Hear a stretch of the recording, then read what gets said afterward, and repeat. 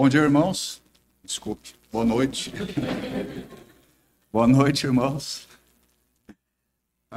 Hoje é um dia que, pelo nosso calendário, né, nós comemoramos a Páscoa, mas nós, como cristãos, não comemoramos a festa judaica da Páscoa, apesar que a festa judaica da Páscoa tem muitos elementos que apontam, né, para a celebração de hoje, porque neste domingo nós lembramos da ressurreição do Senhor.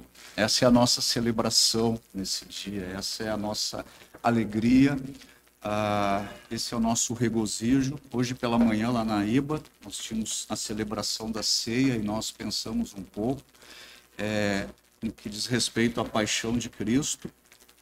E esta última música que nós cantamos aqui era uma música que eu lembrei também hoje pela manhã, e encaixa muito bem com esse dia de hoje, esse acontecimento, né? Porque ele vive,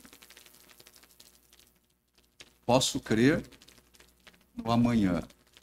Porque ele vive, temor não há, pois eu sei que a minha vida está nas mãos do meu Senhor, que vivo está. Então, essa é a nossa convicção, essa é a nossa alegria. Nós sabemos que o nosso Senhor ressuscitou de entre os mortos, aconteceu no terceiro dia, tudo conforme ele tinha dito aos seus discípulos, tudo conforme predizia as Escrituras. E as Escrituras também dizem que este mesmo Senhor que subiu aos céus, ele vai voltar outra vez. Ele vai nos levar com ele. Então é uma lembrança, é uma recordação nesse dia de hoje que é tão importante e tão preciosa ao crente, né? Lembrar da ressurreição do nosso Senhor. E pensando um pouco na questão da ressurreição, ele ressuscitou porque ele precisou morrer. E ele precisou morrer por causa dos nossos pecados. E hoje eu queria falar um pouquinho sobre a morte de Cristo pelo seu povo.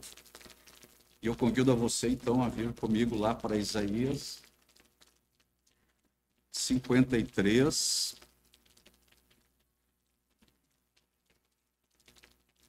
Vamos ler apenas este versículo, Isaías 53, 6. A gente vai trabalhar um pouquinho nesse texto.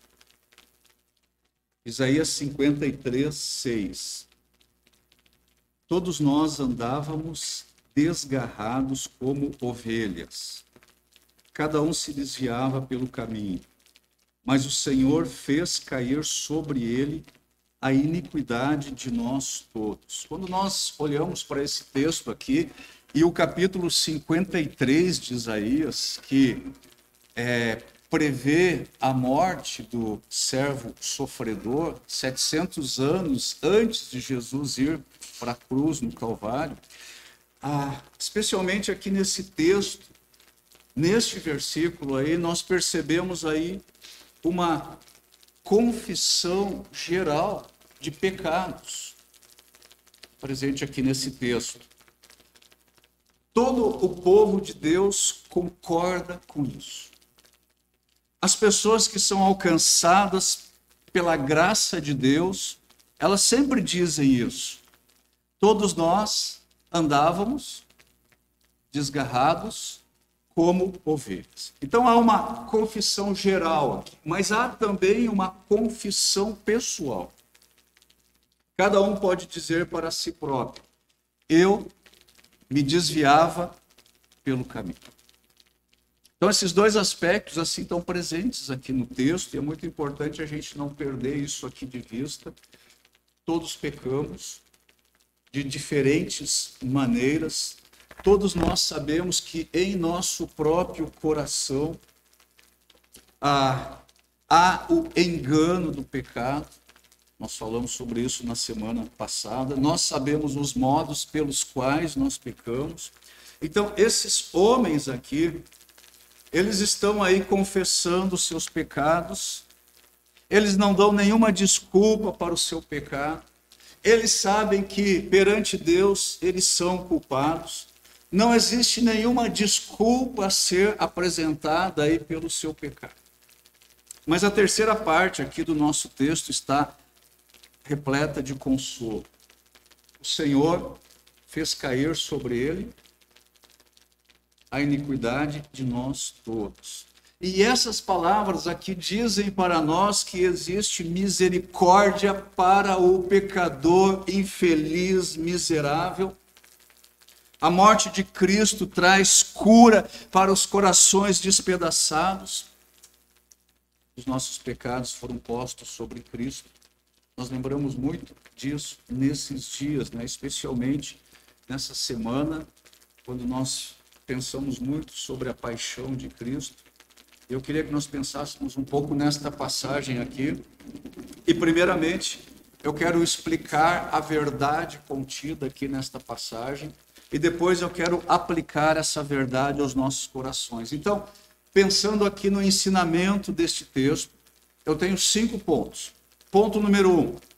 Primeiramente, nós precisamos perceber que o pecado está por toda a parte do mundo.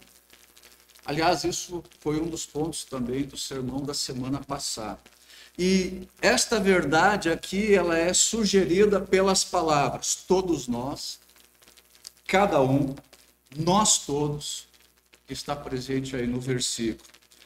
O pecado está no coração de todos os homens. Existe o pecado no passado, existe o pecado no presente, existe o pecado no futuro. É a abundância do pecado, é uma espécie de contaminação que penetrou aí no coração do homem e produziu corrupção em todo o seu ser. O apóstolo Paulo diz lá em Romanos, capítulo 3, versículos 9 e 10, ele diz aí que se conclui, temos nós qualquer vantagem? Não, de forma nenhuma, pois já temos demonstrado que todos, tanto judeus como gregos, estão debaixo do pecado. Ele diz aí, não há justo, nem um sequer. Nessa mesma carta, um outro texto bastante conhecido, Romanos 3, 23, Paulo diz aí, pois todos pecaram e carecem da glória de Deus. Ou, em uma outra versão, não podem alcançar o padrão da glória de Deus. A carga do pecado, ela é muito grande quando toda ela é colocada toda junto.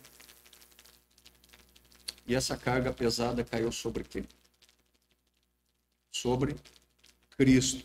Isaías 53, 6, o versículo que nós estamos examinando, o profeta diz, mas o Senhor fez cair sobre ele a iniquidade de nós todos.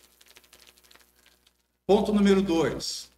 Nós devemos perceber que Cristo em si mesmo, ele não tinha nenhum pecado.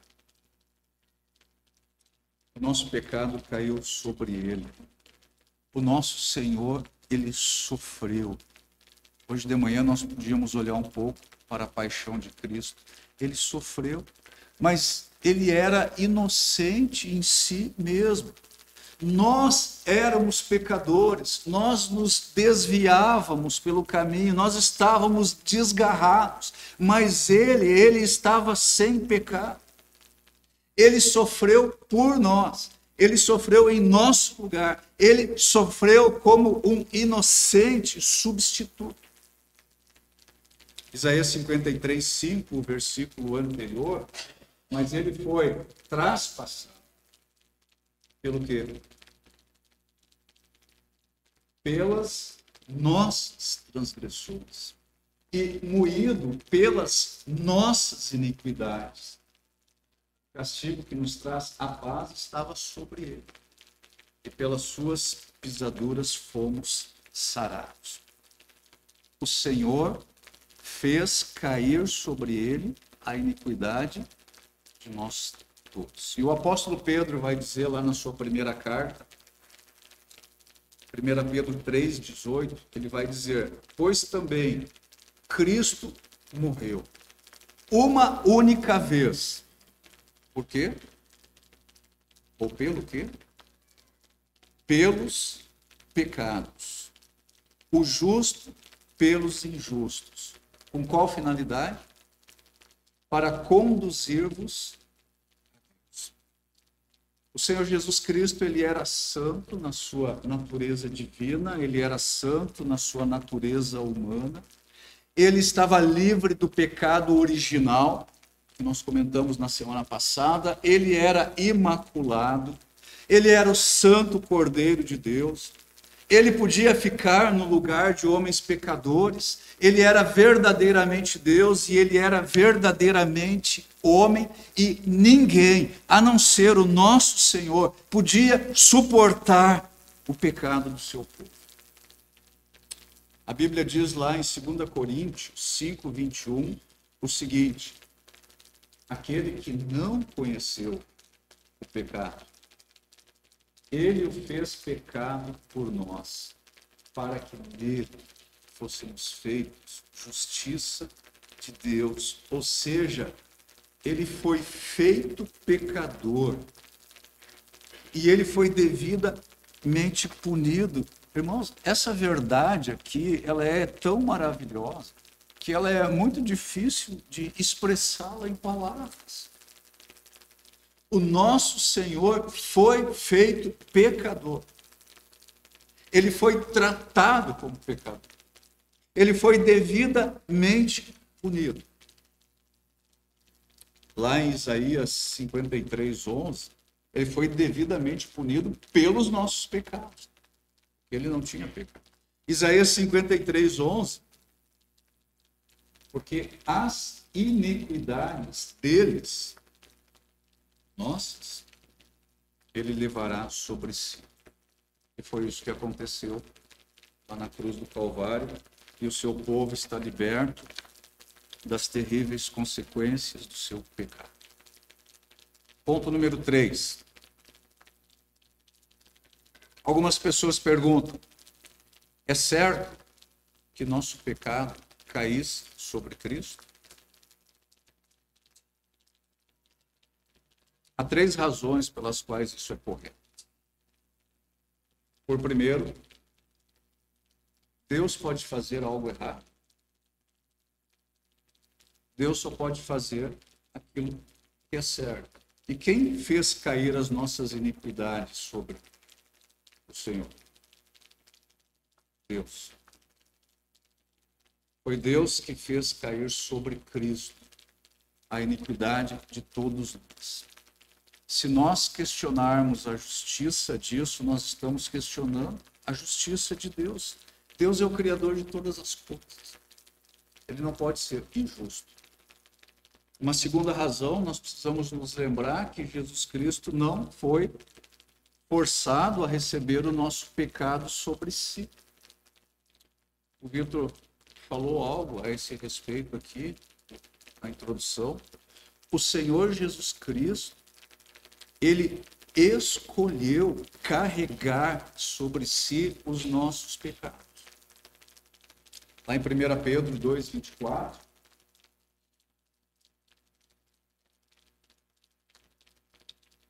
Pedro 2:24. Pode passar o slide.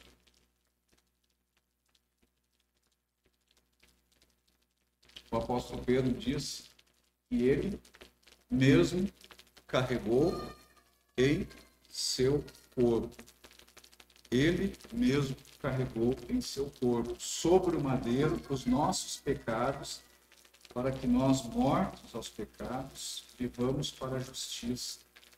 Por suas chagas foste sarado. E o Senhor Jesus Cristo disse outra coisa tão extraordinária sobre isso lá no Evangelho. João capítulo 10, versículo 18. Ele diz: ninguém tira de mim o quê? A vida dele. Aí no contexto da passagem, ninguém tira a minha vida de mim, pelo contrário, eu espontaneamente a dor. A morte do Senhor Jesus Cristo foi o cumprimento de um acordo, de uma aliança. Este acordo, esta aliança foi feito espontaneamente com o seu Pai lá na eternidade passada.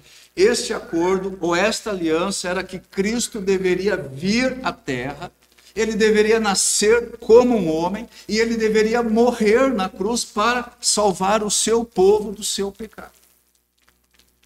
E a terceira razão que a gente pode oferecer, que foi certo o Senhor carregar os nossos pecados sobre si, nós devemos lembrar também que a salvação, ela nos vem de uma maneira semelhante ao modo pelo qual o pecado veio até nós. Nós somos pecadores por quê? Porque o primeiro homem, Adão, ele pecou muito antes que nós tivéssemos nascido. Todos os seus descendentes herdaram a sua natureza pecaminosa. Mas a nossa salvação, ela encontra-se no segundo Adão, que morreu por nós também muito antes de nós termos nascido. Todos aqueles que estão unidos a Cristo pela fé recebem a sua vida santa. Não é injusto que Deus tivesse um plano de salvação baseado aí numa relação estabelecida primeiro com Adão e depois com Cristo. Esse é o maravilhoso plano de redenção, plano de salvação vindo da parte de Deus. E é por isso que lá em Hebreus capítulo 2, versículo 3, nós lemos o seguinte: como escaparemos nós se negligenciarmos tão grande salvação? Devemos negligenciar a salvação que vem do Senhor, nós devemos recebê-la com exultação. Agora, voltando para a nossa passagem aí de Isaías 53, 6, nós devemos compreender ainda, e esse é o quarto ponto, quando Cristo morreu por seu povo na cruz, ele assumiu todas as consequências do pecado em si próprio. Nós sabemos que Jesus Cristo era o Filho amado de Deus.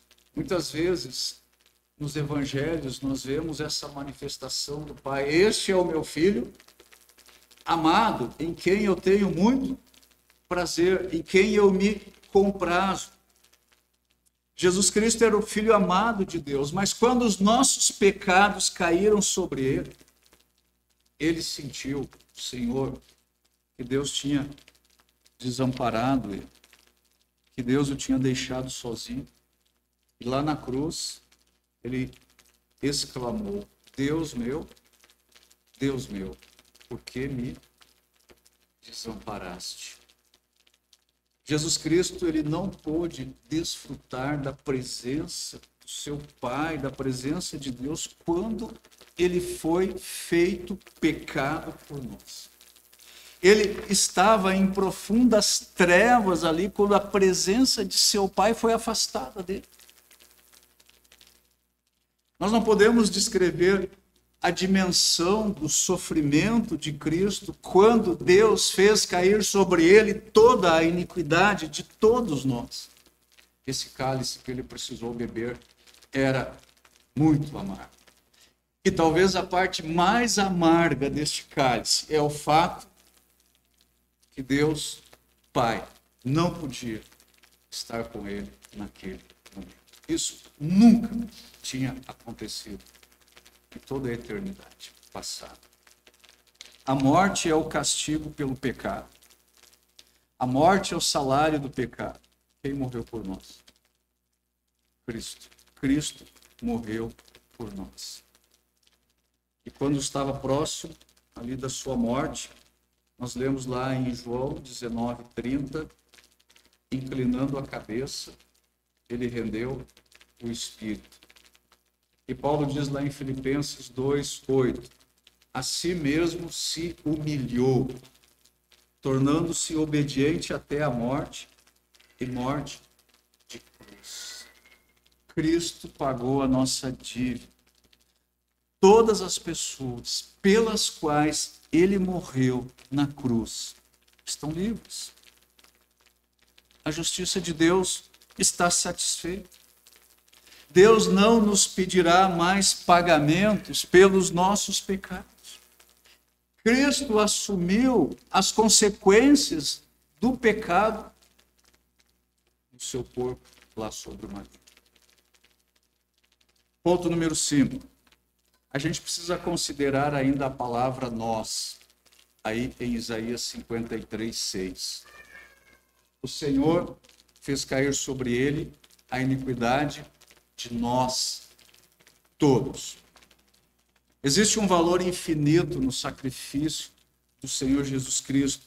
Por causa da morte de Cristo lá na cruz, há um convite genuíno a todos os homens. Paulo expressou isso da seguinte forma lá para o carcereiro de Filipos: crê no Senhor Jesus e serás salvo, tu e tua casa. Todos aqueles pelos quais Cristo morreu, de fato serão salvos. Todo homem que crê em Cristo, ele será salvo. Cristo, pela sua morte, ele conquistou o perdão para todos aqueles que creem nele. Irmãos, se isso é verdade, e nós cremos que isso é verdade, isso é a verdade de Deus, Deus seria muito injusto se ele castigasse os crentes, quando ele já castigou o seu próprio filho pelos pecados do seu povo. Essa segurança contra o castigo, ela é como uma rocha sobre a qual os cristãos podem se sustentar. É um lugar de repouso seguro para todos aqueles que creem em Cristo. Se você não crê em Cristo, você vai ter que suportar o castigo pelos seus próprios pecados. Se você rejeita o convite de Cristo, você está perdido. Em Atos, capítulo 4, versículo 12, nós lemos: não há salvação em nenhum outro. Só existe salvação em Cristo. Abaixo do céu não existe nenhum outro nome dado entre os homens, pelo qual importa que sejamos salvos. Então, essas são algumas verdades aqui deste versículo. Agora, vamos aplicar isso aos nossos corações. E eu quero fazer algumas perguntas aqui, para mim e para vocês. E você tem que responder isso para você mesmo. O Senhor Jesus Cristo carregou o seu pecado? Você sente em seu coração que você já foi um pecador desviado do caminho de Deus, mas que foi atraído a este caminho pela graça de Deus? Você tem uma percepção pessoal do pecado dessa forma? O profeta diz que o Senhor fez cair a sua iniquidade, a minha iniquidade sobre Cristo. Deus fez cair sobre Cristo o pecado de todos aqueles que confessam o seu pecado e que confiam apenas em Cristo para a sua salvação. Se alguém não confiar em Cristo, se alguém morrer nesta atitude de incredulidade, essa pessoa está eternamente perdida. E quando ela acordar, partindo dessa vida sem Cristo, ela vai tomar um grande susto ao acordar no inferno. E ela terá que enfrentar a condenação de Deus no dia do juízo. Jesus, ele sofreu muito quando ele carregou os pecados do seu povo. Você já parou para pensar no que você teria de sofrer se sozinho você precisasse suportar a ira de Deus contra o seu pecado? Olha o que está escrito em Hebreus 10:31. Olha isso. Horrível coisa é cair nas mãos do Deus vivo. E os homens aí fora, eles ficam irados, eles ficam muito bravos quando nós falamos sobre esse ensinamento do castigo eterno. Mas isso é o ensinamento da palavra de Deus. E a pergunta dos homens deveria ser: como é que eu posso evitar o castigo eterno? Pensem em como Cristo era perfeito. Pensem no que Cristo teve que suportar a fim de fazer expiação do pecado. E quando nós pensamos nisso, como é que o homem pode achar que ele pode fazer alguma coisa que seja capaz de efetuar a expiação do seu pecado? Se nós não escolhermos sermos salvos pelo modo de Deus, nós não poderemos ser salvos de modo nenhum. Não há outro caminho de salvação. Não há outro nome dado entre os homens pelo qual importa que nós sejamos salvos. E esse é o caminho que eu recomendo a todos. Confie em Cristo. Ele tomou os meus pecados. Ele suportou a punição por eles em meu lugar. Eu estou falando aqui a partir da minha própria experiência. Irmãos, eu sei que também é a experiência de vocês. Eu sei que eu estou salvo, porque Cristo derramou o seu sangue por mim.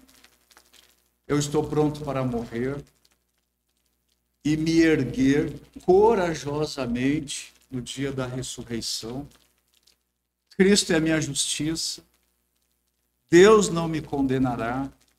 Se você não veio a Cristo ainda, você precisa vir a Cristo a fim de sentir essa mesma confiança.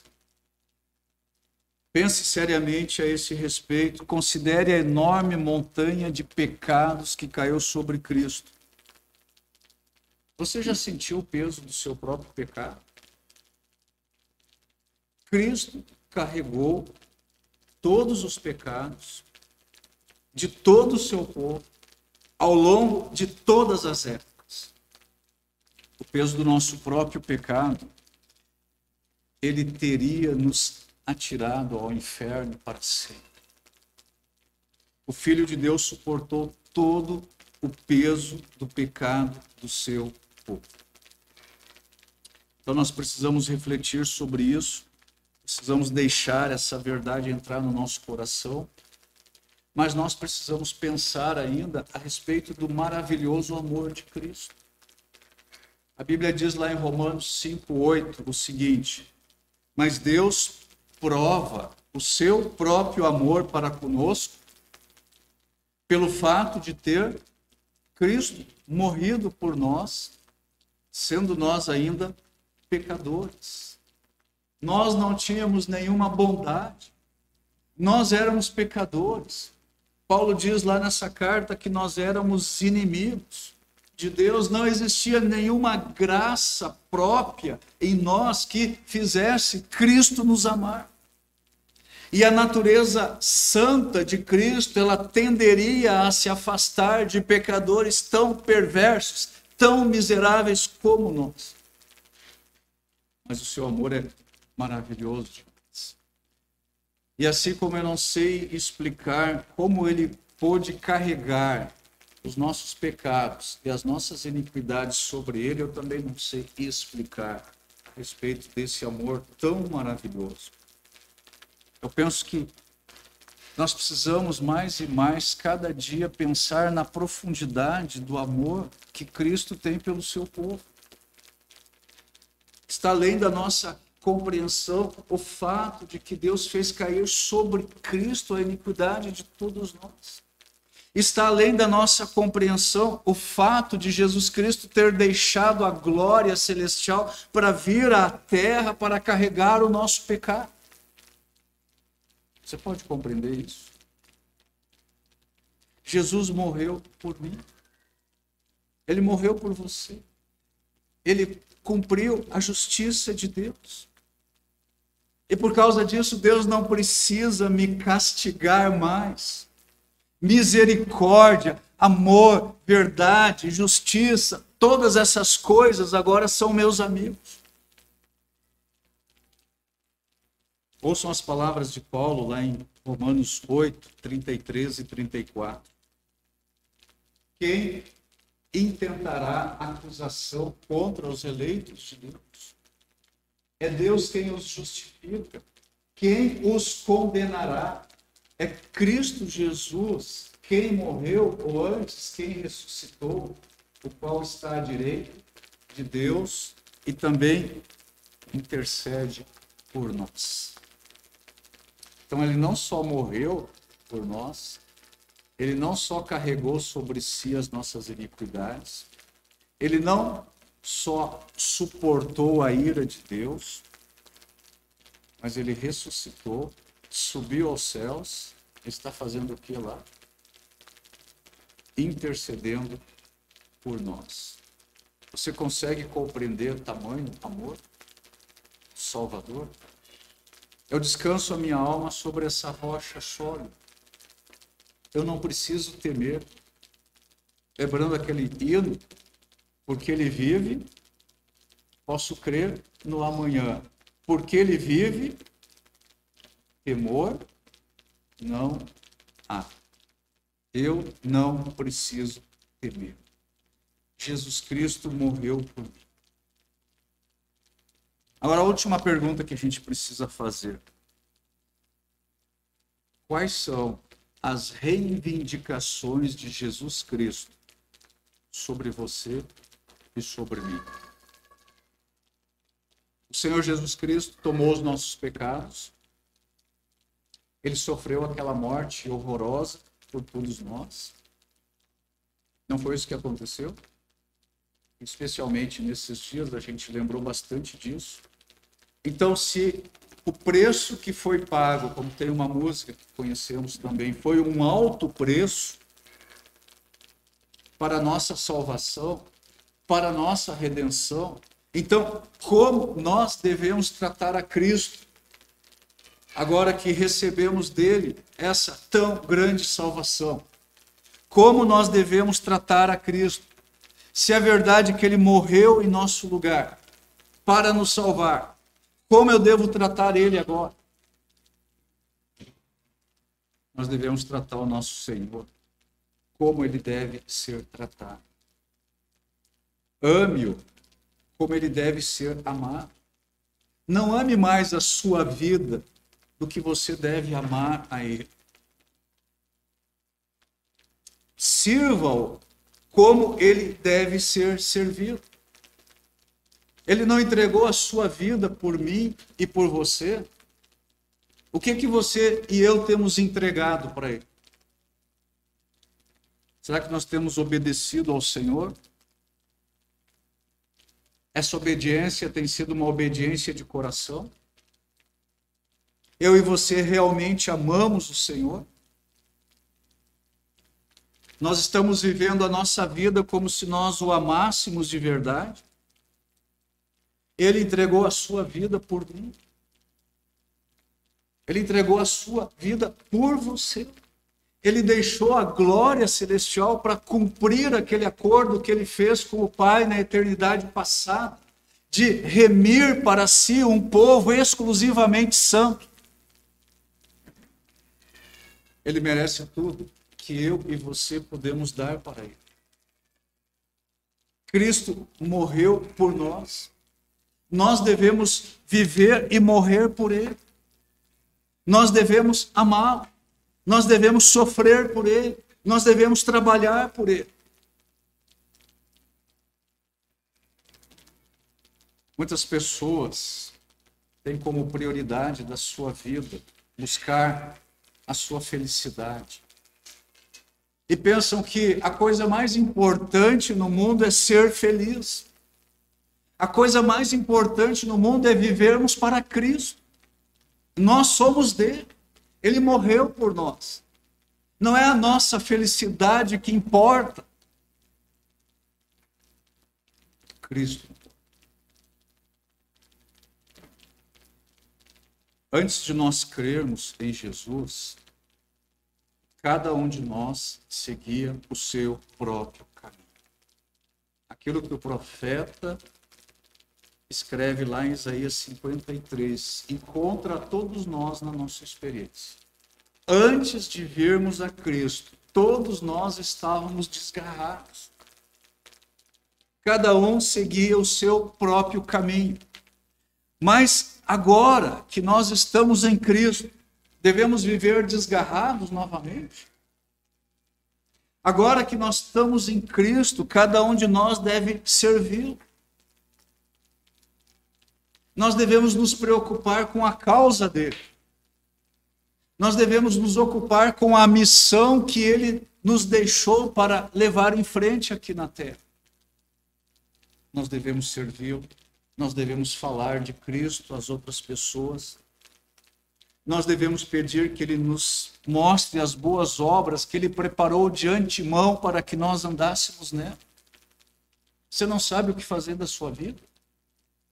Ore ao Senhor, mostre as obras que o Senhor preparou para mim, eu quero andar nelas. Nós devemos dar tudo para o Senhor. Nossa vida, nosso coração, nossos pensamentos, nosso tempo, nosso dinheiro, tudo quanto nós pudermos entregar para o Senhor, nós devemos entregar. Nós devemos dar a Ele tudo que nós temos. Ninguém mais merece toda a nossa devoção do que o nosso Senhor.